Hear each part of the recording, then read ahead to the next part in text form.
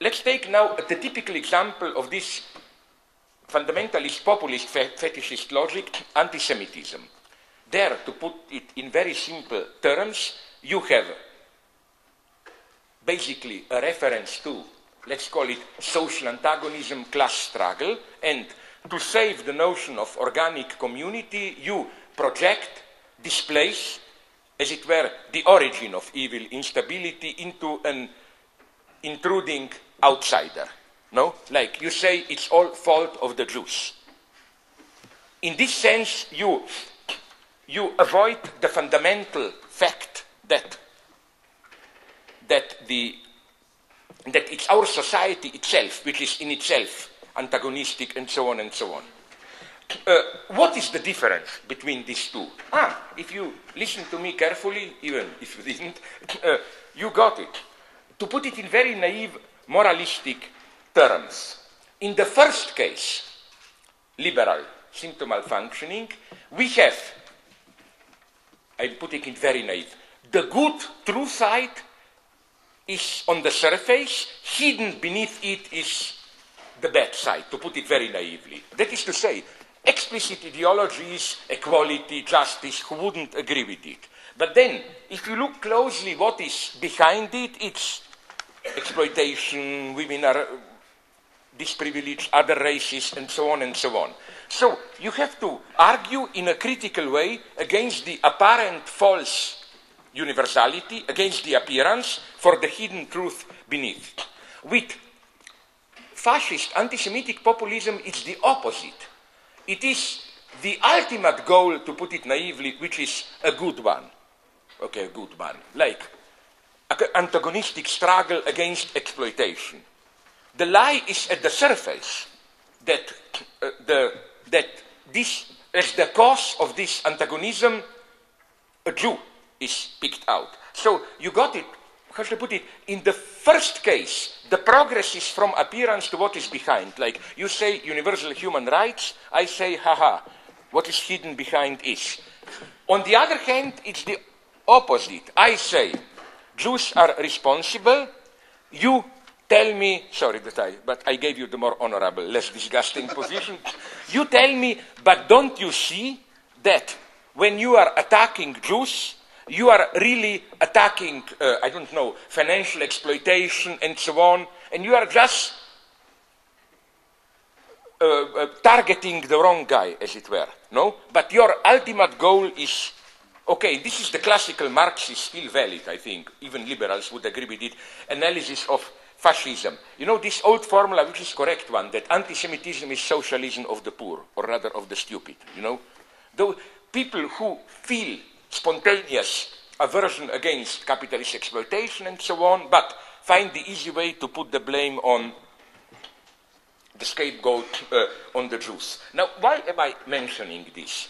Because something very interesting, of which psychoanalysis can teach us a lot, happens here.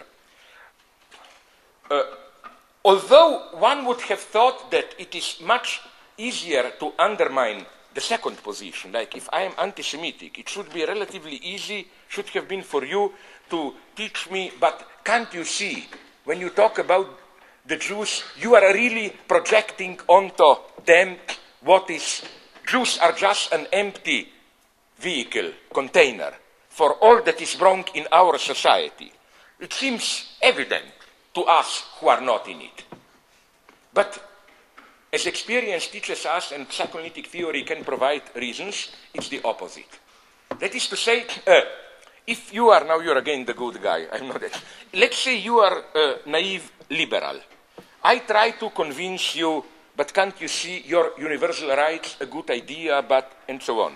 Usually, if you are an honest liberal, it will be relatively easy to convince you. No? You will say, oh my God, yes, maybe, and then you will either become a more social liberal, or we should do something, yes, to really include women, no. Although I found it difficult, you in this road. Or you will go into cynicism, no? You will say, wait a minute, I'm aware this is enlightened cynical liberalism, where you say, this is more natural. When you will say something like, oh, I know, but listen, we cannot really afford true equality. People need something to be duped. Lie is necessary as a social principle. Now, you think I exaggerate here. Haha, look at films. Why was The Dark Knight? Did you see it? I didn't. It's boring. I just saw the beginning and the end. But nonetheless, this is the last Batman film. Yeah. Why it's so interesting? Oh my God, it's a disgusting film because it's very dangerous ideologically. No wonder people around George Bush, president, I read, liked it. You know what happens at the end? At the end, lie is asserted as a fundamental social principle.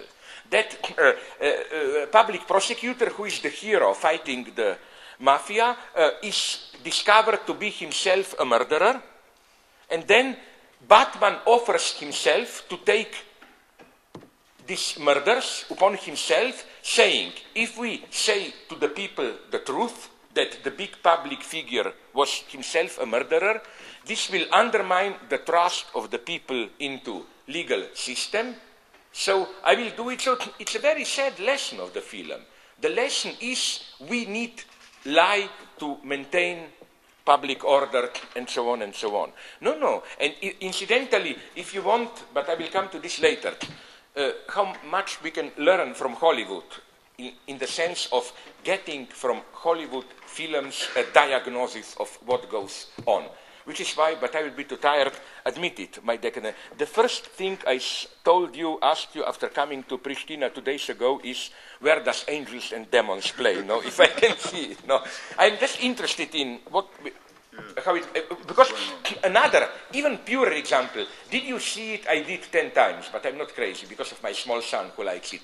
Did you see that stupid cartoon, Kung Fu Panda? Pure ideology. Why? This is this fetishist, ironic disavowal at its purest. How does the film function? Just remember. Okay, I will not bore you. The story is some big, fat bear, panda, wants to become a top kung fu warrior. And on the one hand, you have all this oriental mystique, fate, mythology, kung fu, fate, being chosen, destiny, sacred mission. At the same time, the film makes fun all the time of its own Orientalist ideology. But you know what's so interesting? That in spite of making fun all the time of it, ideology still functions. And that's where we are today. In a mysterious way, our beliefs function even if we don't believe in them. How should I put it? You know who I quote him in my last book, which I hope you didn't read, so I can repeat the story, that Parallax view, a wonderful anecdote. Did I mention it yesterday, Niels Bohr? I didn't, I hope. Okay. You know Niels Bohr, quantum physics, Copenhagen. There is a wonderful anecdote about him, I think, which is the best formula of how ideology functions today in a cynical mode. Niels Bohr had a house in the country outside Copenhagen, and I read this in a biography of Niels Bohr. And he was visited there by a friend, another scientist, who was surprised to see above the entrance to Niels Bohr's house a horseshoe, which I don't know how it is here, among you aborigines in your tribal society or what. But in my tribe, or Central European tribes, horseshoe